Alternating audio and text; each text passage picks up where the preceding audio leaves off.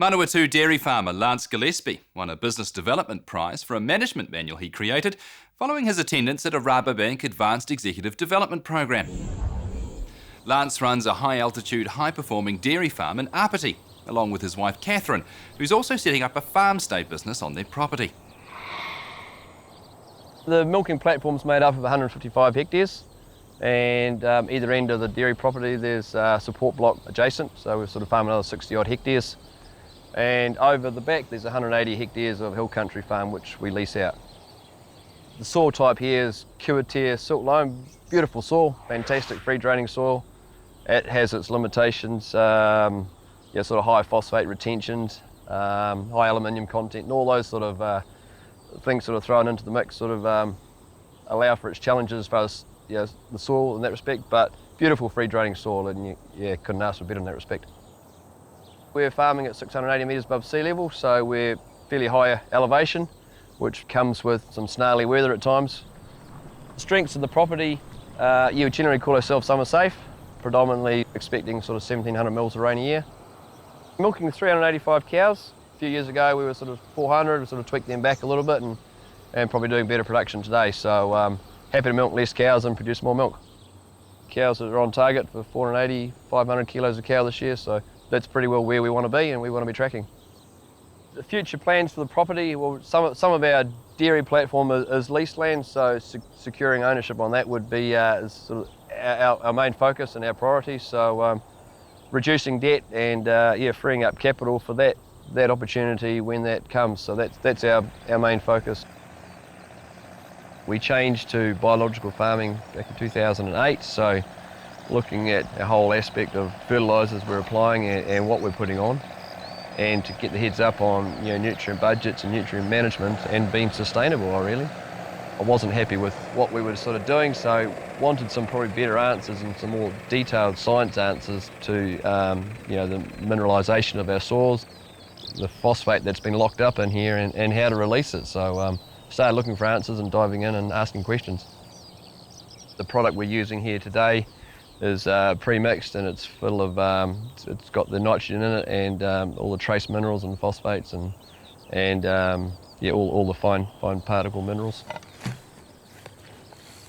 Soil biology and minerals in the soil, all those things are certainly improving. Earthworm counts are increasing all the time, so all those are a good indicator that we're on the right track. I guess it's like anything, if you can throw plenty of money at it, your results possibly will come quicker. But for me, it's a steady process and one that we won't fix overnight, but we will fix, and we're certainly making good progress. So basically, the shed's an old shed that's had a major makeover at numerous times. We decided to go with the cup removers and to put the ADF system in.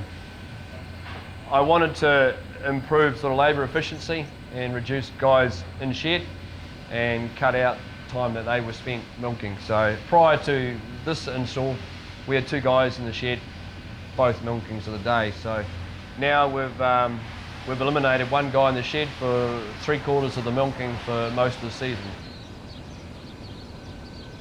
How these ADF cups work, there's a teat spray nozzle mounted inside the cup liner in here. So the cup removers stop the vacuum of the cups, and a shot of teat spray is injected around the cow's teat.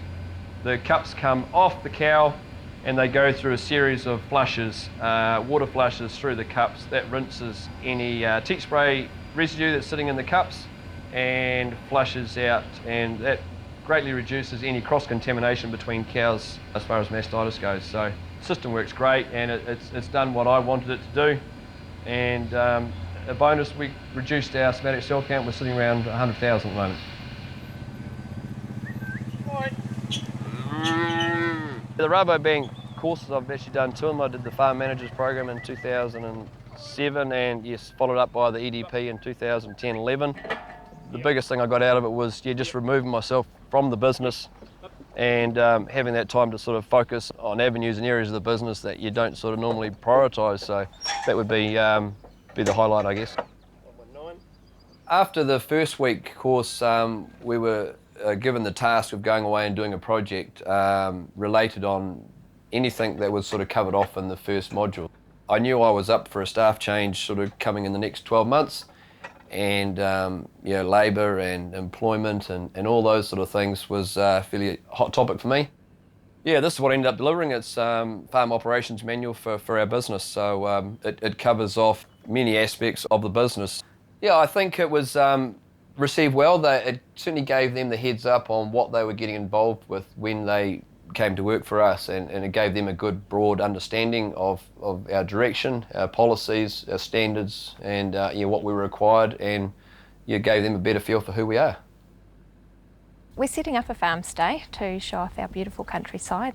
It came about really, well, when we moved here we added on to the house, and I had it at the back of my mind, this is something I'd like to do. But when Lance did his EDP course, I was involved there as well, and through some of the seminars that we went through, I was inspired to start thinking outside the square for what I was going to do with my life.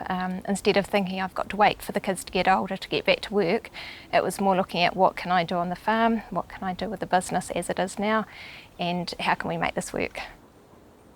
The vision is to have a farm stay where people can come and stay. It might be a retreat type thing that they need to have a bit of peace and quiet. It could be a stopping point before people head off into the ranges to go tramping. We've got horse trekking up the road and glowworm caves and all sorts. So there's a lot of stuff for people to do here. We'd like to have it working with the family, so obviously if we're busy with school events and things, we'll need to just block out a few days.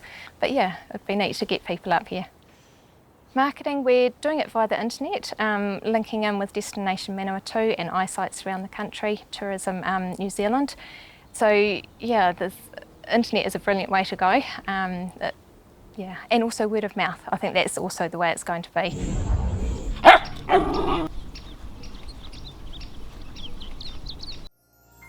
This program was made with funding from New Zealand On Air.